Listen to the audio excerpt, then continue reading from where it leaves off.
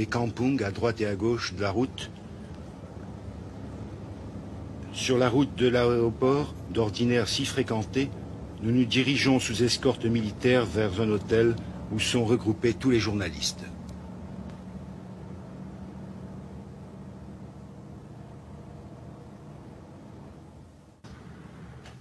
Les routes de l'aéroport sont sillonnées en permanence par des patrouilles militaires.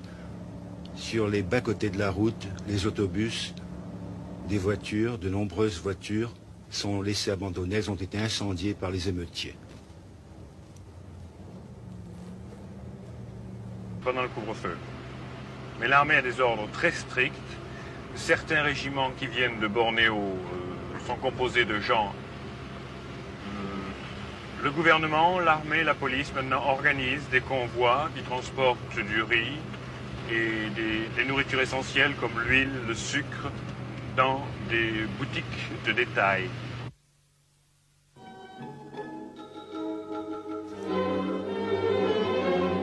Voici le visage sinistre de Singapour, les émeutes.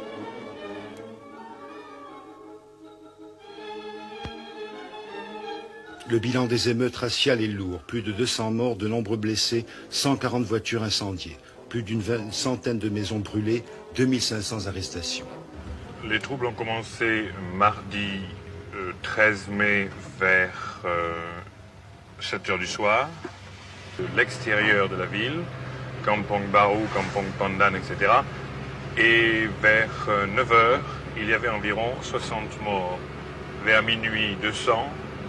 Et le lendemain, 14 mai, la presse anglaise pouvait dire qu'il y avait environ 5 à 600 morts dans la ville.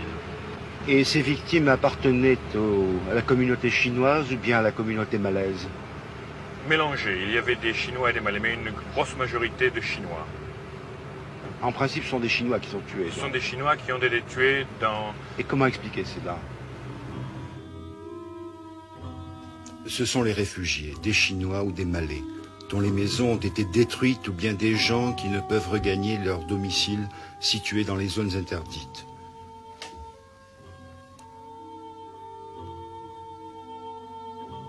Un Français habitant la Malaisie depuis 23 ans nous explique maintenant comment le passé éclaire le présent.